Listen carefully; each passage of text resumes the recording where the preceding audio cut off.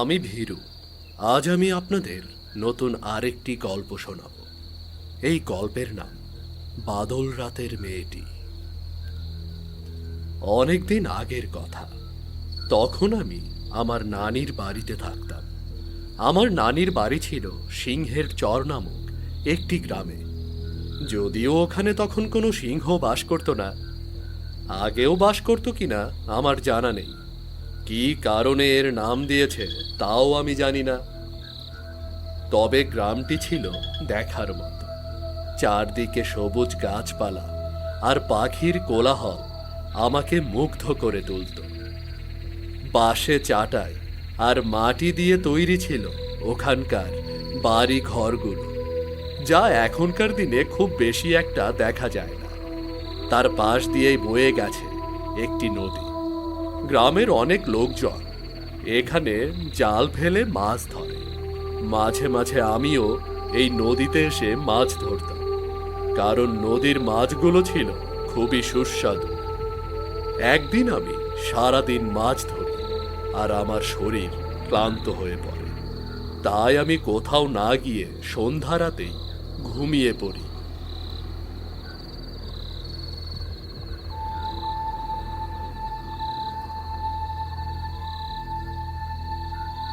হঠাৎ মধ্যরাতে জানালা দিয়ে ঠান্ডা হিমেল বাতাস আসতে লাগলো। বাইরের আকাশটা মেঘে ঢেকে আছে। হঠাৎ করেই বিকট এক শব্দ।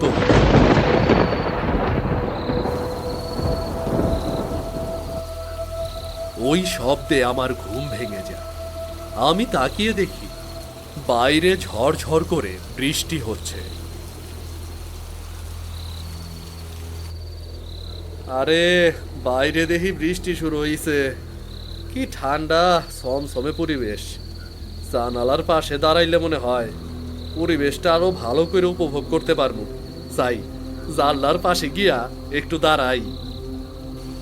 আমি জানালার পাশে দাঁড়ানো, কিন্তু জানালার পাশে দাঁড়াতেই দেখি আমার বাড়ির সামনে গাছের তলায় একটি মেয়ে দাঁড়িয়ে আছে।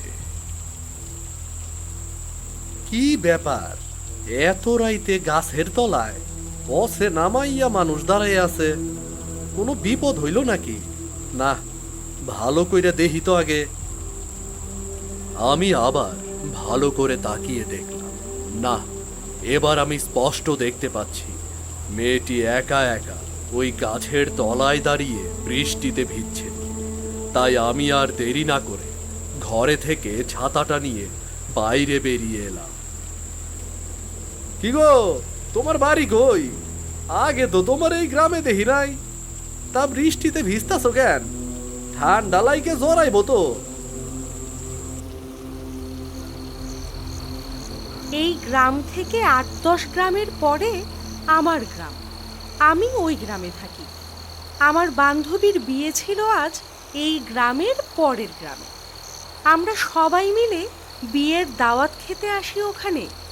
কিন্তু যখন দাওয়াত খেয়ে রওনা হই তখন সন্ধে হয়ে যায়, আর আমি সন্ধ্যার সময় ওখানে ঘুমিয়ে পড়ি। কিন্তু এদিকে সবাই যার যার মতো চলে যায়। ঘুম থেকে উঠে দেখি আমি শুধু একাই এখানে রয়ে গেছি। তারপর হাঁটতে হাঁটতে আমি এখানে আসা মাত্রই বৃষ্টি শুরু হয়। আমাকে দয়া করে আজকে রাতটা থাকতে দেবেন? কাল সকাল হলেই আমি চলে যাব। আচ্ছা, ঠিক আছে ঠিক আছে, আপনি আগে চলেন। মানুষের বিপদে তো মানুষ আইগে আইব। আজ আপনার বিপদ হইছে, আমি আইগে আইছি। আবার আমার বিপদ হইতে পারে, তখন মানুষ আইগে আইব, তাই না? চলেন চলেন। তারপর আমি মেয়েটিকে আমার ঘরে নিয়ে আসি এবং তাকে একটি রুমে থাকতে দিই। আমি ওই রুম থেকে চলে আসি।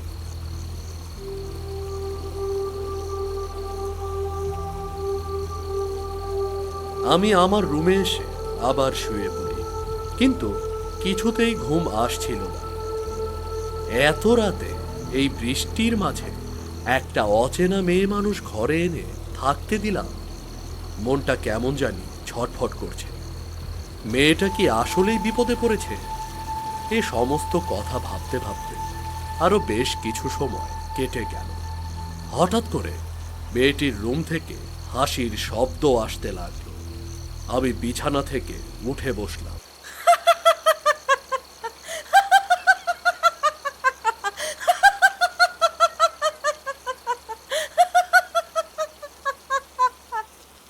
কি ব্যাপার, হঠাৎ এত রাইতে হাসির শব্দ শোনা যাইতেছে?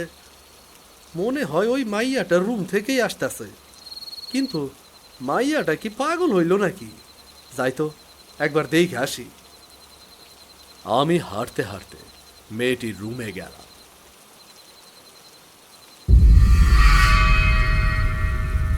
কিন্তু রুমে গিয়ে দেখি মেয়েটি বিছানায় নেই।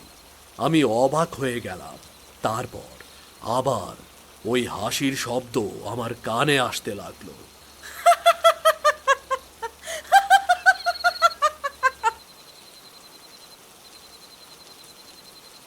আমি বাইরে এসে দেখি মেয়েটি সেই আগের জায়গায় দাঁড়িয়ে আছে।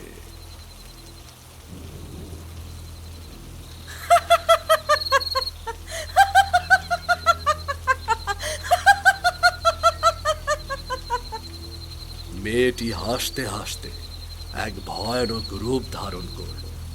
আমি অবাক হয়ে দাঁড়িয়ে দেখতে লাগলাম।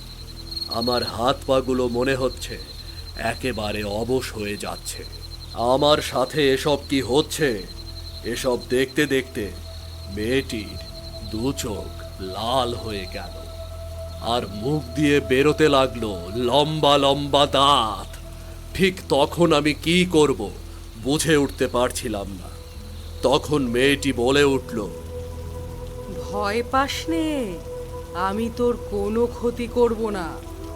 আমি ঝড় বৃষ্টির রাতে ঘুরে বেড়াই। এ সময় ঘুরে বেড়াতে আমার খুব ভালো লাগে। এই গ্রামের শেষের দিকে একটা বড় বট গাছ আছে।